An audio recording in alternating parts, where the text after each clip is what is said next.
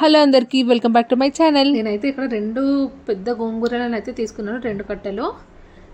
దీని ఆకుల్ని అన్నీ తీసేసి దీన్ని మంచిగా వాష్ చేసుకోవాలి, ఎందుకంటే దీంట్లో డస్ట్ అయితే చాలా ఉంటుంది. ఇంకా దీన్ని కడుక్కొని సైడ్కి పెట్టేసేయండి.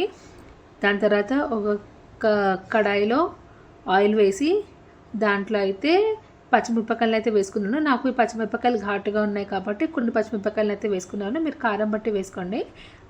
ఆ పచ్చిమిరపకాయలు అన్నీ తీసేసాక దాంట్లోకి కడుక్కున్న గోంగూరను అయితే వేసేసేయాలి.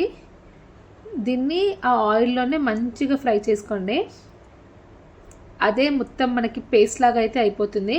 ఆ పేస్ట్ లాగా వచ్చేంత వరకు దీన్ని అయితే కలుపుతూ ఉండండి. దీంట్లో నుంచి వాటర్ వచ్చి అదే పేస్ట్ లాగా అయితే అయిపోతుంది. ఈ విధంగా కన్సిస్టెన్సీ వచ్చాక దీన్ని దింపేసుకోండి. ఇది మంచిగా చల్లారాలి. చూస్తున్నారు కదా, మొత్తం పేస్ట్ లాగా అయితే అయిపోయింది.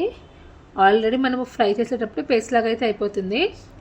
నేనైతే ఇప్పుడు ఒక మిక్సర్ గ్రైండర్లోకి మనము ముందుగా ఫ్రై చేసుకున్న పచ్చిమిరపకాయలను వేసుకోవాలి.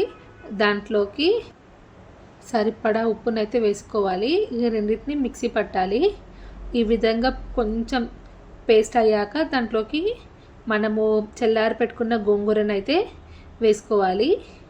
ఇప్పుడు దీన్ని జస్ట్ ఒక 2 సార్లు ఇలా తిప్పండి, సరిపోతుంది. పేస్ట్ లాగా అయితే అయిపోతుంది. చూసారు కదా, ఈ విధంగా కన్సిస్టెన్సీ ఉంటే సరిపోతుంది. ఇప్పుడు దాన్ని పక్కన పెట్టేసి నేనైతే అదే కడాయిలోకి ఆయిల్ని అయితే వేసుకోవాలి. ఆయిల్ హీట్ ఎక్కాక అందులోకి ఆవాలు, జీలకర్ర, శనగపప్పు, ఎండుమిరపకాయలను అయితే తుంచి వేసుకోండి. ఇంకా దీంట్లోనే కరివేపాకును అయితే వేసుకోండి. కొంచెం పసుపును కూడా వేసుకోండి. ఇప్పుడు కొంచెం ఇలా కలిపేసి ఇంకా కిందకి దించుకోండి. అందులోకి మనం తయారు చేసిన గోంగూర పచ్చడి ఉంటుంది కదా, దీంట్లోకి తాలింపులోకి వేసేసుకోండి. దీన్ని బాగా కలుపుకోండి. అంతే, గోంగూర పచ్చడి అయితే రెడీ అయిపోతుంది. అసలు ఈ పచ్చడి చాలా ఈజీ, పుల్లగా చాలా బాగుంటుంది. మీరు కూడా ట్రై చేసి మీకు ఎలా వచ్చిందో నాకైతే కామెంట్స్లో పెట్టండి.